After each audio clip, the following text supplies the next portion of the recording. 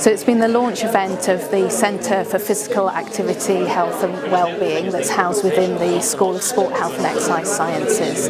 And it's been a launch event to celebrate the research that goes on within that arena and also the teaching that we have for our various undergraduate and postgraduate students.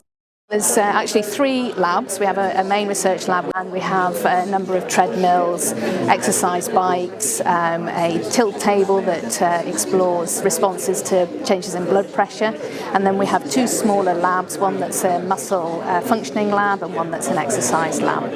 The facility has actually been up and running since January, and already it's made a real difference to the quality of research that can be conducted within the facility and also the teaching for students.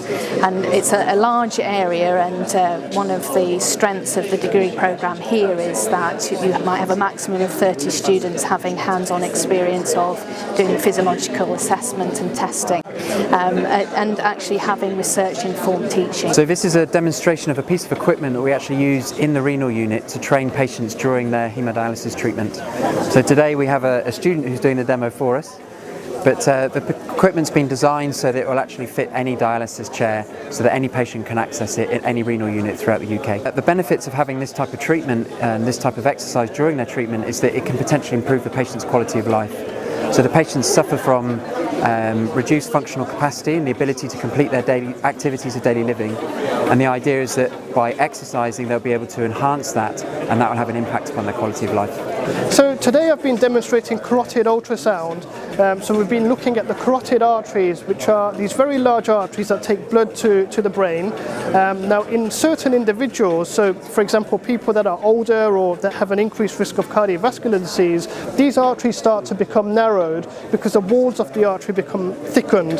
So what we do is we use the ultrasound to scan the carotid arteries, and we can actually see the structural integrity of the blood vessel, and obviously that gives us an indication of whether that person has a high risk of cardiovascular disease or a low risk of cardiovascular disease, and then we can implement different interventions to try and reverse some of the damage that's happening in the blood vessel. What this project is about the problem that people prefer low intensity in exercise and exercise adherence is usually very low. For adaptation to exercise you need particularly intensities, and this system is a novel system to convince people to go on high intensity. What the system is, it combines taste stimuli, and this is a sweet taste stimulus here. So you have 2 syringes, one is feeding his tube in the mouth with a sweet solution and the other one with electrolyte without taste. So these syringes are connected to a computer program which picks up the heart rate of the person who's exercising. So whenever his heart rate is increasing, the sweetness goes up. So what happens is whenever he's doing effort on the exercise, he will have a sweeter response on the tongue. So he will be rewarded by the effort he puts into the exercise. The outcome is that you can condition people to select higher intensities because the brain will learn that high intensity is a rewarding stimulus. The staff and students love this new facility. It's got a real wow factor, and it's completely future-proof. This facility is completely integral to what's going on in the school with regard to the teaching through health and exercise.